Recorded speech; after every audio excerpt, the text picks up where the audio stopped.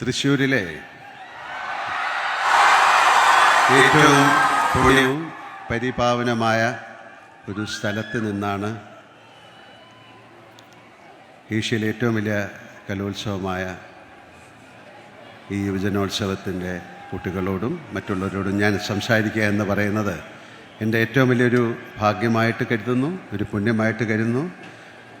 അതിന് ഇടവരുത്തി തന്ന വടക്കം നാഥനെ ഓർത്തുകൊണ്ട് അദ്ദേഹത്തെ സ്മരിച്ചുകൊണ്ട് ഞാൻ നിങ്ങളോട് സംസാരിക്കാം. നമഃശിവായ.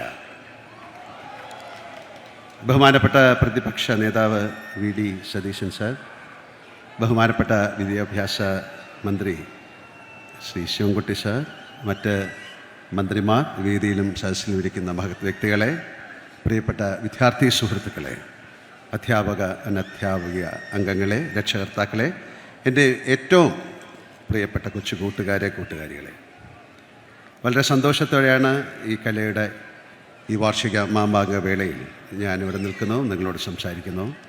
ബഹുമാനപ്പെട്ട മന്ത്രി പറഞ്ഞ പോലെ എന്ത് വേഷമിട്ടുകൊണ്ടാണ് വരുന്നത് ഒരു വലിയ ചർച്ചാ വിഷയമായിരുന്നു. അപ്പോൾ എല്ലാവരെയും സന്തോഷിപ്പിക്കുന്ന രീതിയിൽ ഖദർ ധരിച്ചു, പിന്നെ കുട്ടികൾക്ക് വേണ്ടി കുറച്ച് മീശ ഇങ്ങനെ പിടിച്ചു. എല്ലാവരും ഒരുപോലെ സന്തോഷിപ്പിക്കാൻ പറ്റില്ല. അപ്പം എന്തായാലും ഇത് ഏറ്റവും നല്ലൊരു വേഷമാണ്. ഞാൻ കൈത്തറിക്ക് വേണ്ടിയിട്ട് ബ്രാൻഡ് അംബാസിഡർ അല്ല, ഗുഡ്വിൽ അംബാസിഡറായിട്ടൊക്കെ ചെയ്തിട്ടുള്ളതാണ്. എനിക്കിഷ്ടപ്പെട്ട വേഷമാണ്. അപ്പം എൻ്റെ അടുത്ത് മന്ത്രി പറഞ്ഞു ഇങ്ങനെ തന്നെ വരണം. നന്ദി സാർ, നന്ദി, താങ്ക് യു വെരി മച്ച്.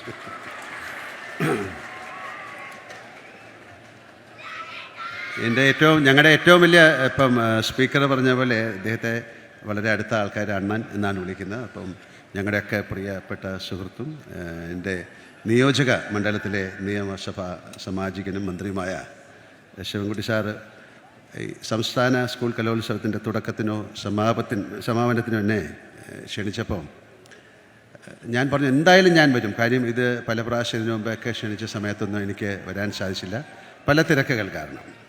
എന്തായാലും ഇന്ന് ഇത്രയും വലിയ ഒരു ചടങ്ങിൽ വന്നില്ലായിരുന്നെങ്കിൽ അതൊരു വലിയ നഷ്ടമായി പോയേനെന്ന് ഞാൻ കരുതുന്നു. എന്തായാലും എന്ത് അസൗകര്യം ഉണ്ടായാലും ഇന്ന് വരണമെന്ന് ഞാൻ വിചാരിച്ചതാണ്. എല്ലാവിധ ഭാഗ്യങ്ങളും ഒത്തു വന്നതുകൊണ്ട് എനിക്കിതിൽ പങ്കെടുക്കാനായി. അതിലെനിക്ക് നിങ്ങളെക്കാളൊക്കെ വളരെയധികം സന്തോഷമുണ്ട്. അതിൻ്റെ കാരണം യുവ പ്രതിഭകൾ മാറ്റുരയ്ക്കുന്ന കലയുടെ ഏറ്റവും വലിയ ആഘോഷങ്ങളിലൊന്നാണല്ലോ നമ്മുടെ സംസ്ഥാന സ്കൂൾ കലോത്സവം. കലാകാരൻ എന്നത് കൊണ്ട് തന്നെ എനിക്ക് ഈ വേദിയോട് അത്രമേൽ ആദരവാണ് ഉള്ളത്. മുമ്പ് യുവജനോത്സവത്തിനും കലോത്സവത്തിനും വളരെ വലിയ പ്രാധാന്യമുണ്ടായിരുന്നു. കലാതിലകങ്ങൾക്കും കലാപ്രതിഭകൾക്കും അന്നൊക്കെ സിനിമാ താരങ്ങളുടെ അത്ര താരപ്രഭയും ഉണ്ടായിരുന്നു. ടിവിയിലെ നൃത്ത സംഗീത മത്സരങ്ങളും ഇൻ്റർനെറ്റും സാമൂഹ്യ മാധ്യമങ്ങളൊക്കെ ഉണ്ടാകുന്നതിനും മുമ്പത്തെ കാര്യമാണ് ഞാൻ ഈ പറയുന്നത്. അന്ന് സ്കൂൾ തലത്തിൽ തുടങ്ങി സബ് ജില്ലാ പിന്നെ സംസ്ഥാന തലങ്ങളിൽ നടക്കുന്ന യുവജനോത്സവങ്ങളിലും സർവകലാശാല യുവജനോത്സവങ്ങളിലൊക്കെ മാത്രമായിരുന്നു ബാലകൗമാരിങ്ങൾക്ക് തങ്ങളുടെ കലാശേഷി പ്രകടിപ്പിക്കാനുള്ള ഒരു അവസരം. ഏഷ്യയിൽ തന്നെ ഏറ്റവും കൂടുതൽ ആൺകുട്ടികൾ അക്കാലത്ത് പഠിച്ചിരുന്ന തിരുവനന്തപുരത്തെ കേരള ഗവൺമെൻറ് മോഡൽ ഹൈസ്കൂളും അവിടെയാണ് ഞാനും പഠിച്ചിരുന്നത്. ഏറ്റവും അധികം പെൺകുട്ടികളുണ്ടായിരുന്ന തിരുവനന്തപുരത്തുകാർ പരുത്തിക്കുന്ന് എന്ന് വിളിക്കുന്ന ഗവൺമെൻറ് ഗേൾസ്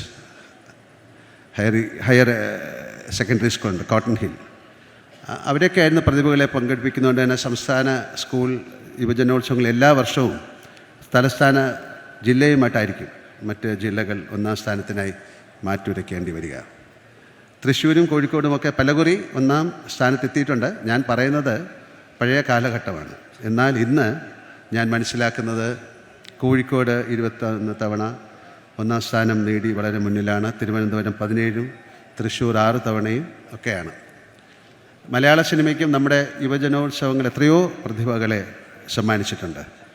കേരള സർവകലാശാല യുവജനോത്സവത്തിൽ കലാപ്രതിഭയായ അകാലത്തിൽ പൊലിഞ്ഞ അമ്പിളി അരവിന്ദൻ്റെ പേരിലാണ് പിന്നീട് ഒന്നാം സ്ഥാനം നേടുന്ന കോളേജിനുള്ള ട്രോഫി തന്നെ ഏർപ്പെടുത്തിയത് എന്നാണ് എൻ്റെ ഓർമ്മ. അവരുടെ മകൾ പൊന്നമ്പള്ളി സ്കൂൾ കലോത്സവങ്ങളിൽ പ്രതിഭയായി. പിന്നെ ചില സിനിമകളിലൊക്കെ അഭിനയിക്കാനും ആ കുട്ടിക്ക് സാധിച്ചിട്ടുണ്ട്. പിന്നീട് അങ്ങോട്ട് നമുക്കെല്ലാം പ്രിയപ്പെട്ട മഞ്ജു വാര്യർ, നവ്യ നായർ, ഋതു കൃഷ്ണൻ, ശരത് ദാസ് ഒക്കെ തന്നെ കലോത്സവ വേദിയുടെ സംഭാവനകളാണ്. നമ്മുടെ ഗായികയായ KS ചിത്ര, ഗായകൻ G വേണുഗോപാലുമൊക്കെ കലോത്സവങ്ങളിലൂടെ വളർന്നു വന്ന താരങ്ങളാണ്. അന്നൊക്കെ കലാതിലകങ്ങളുടെ മുഖചിത്രങ്ങൾ ജനപ്രിയ പ്രസിദ്ധീകരണങ്ങളിൽ വന്നിരുന്നത് ഞാൻ ഓർക്കുകയാണ്.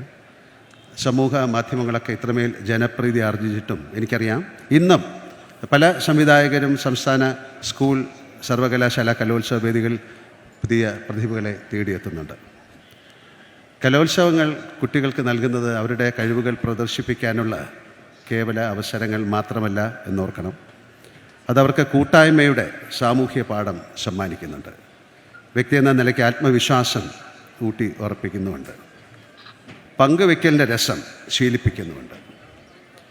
തോൽവി എന്നത് വിജയത്തിലേക്കുള്ള പടവാണ് എന്ന തിരിച്ച് അറിവുണ്ടാക്കുന്നുണ്ട്. മത്സരിക്കുന്നതാണ് പ്രധാനം. അവിടെ ജയപരാജയങ്ങൾ സത്യത്തിൽ അപ്രസക്തമാണ്. അതുകൊണ്ട് തന്നെ അല്ലെങ്കിൽ അതുപോലെ ഒരു പക്ഷേ നമ്മുടെ ഈ കലോത്സവത്തിലെ അവതരണങ്ങളുടെ കാര്യവും അതുപോലെയാണ്. പലപ്പോഴും പലർക്കും റിഹേഴ്സലിനോളം പോലും മികച്ച പ്രകടനങ്ങൾ കാഴ്ചവെക്കാനായെന്ന് വരില്ല, പല കാരണങ്ങൾ കൊണ്ടും. അതിൽ അങ്ങനെ സമ്മാനങ്ങളൊക്കെ നഷ്ടപ്പെടാൻ സാധിച്ചുവെന്ന് വരാം. അതിനാൽ സമ്മാനങ്ങൾ നേടാൻ സാധിക്കാതെ വരുന്ന ആൾക്കാരുമുണ്ട്. അതുകൊണ്ട് അവരാരും മോശം കലാകാരന്മാരാവുന്നില്ല. ഈ ബോധ്യം കൂടിയാണ് കലോത്സവ മത്സരവേദികളിൽ നമ്മുടെ കുഞ്ഞുങ്ങളിൽ ഊട്ടി ഉറപ്പിക്കുന്നത്, അല്ലെങ്കിൽ ഉറപ്പിക്കേണ്ടത് എന്ന് ഞാൻ ഉറച്ചു വിശ്വസിക്കുന്നു.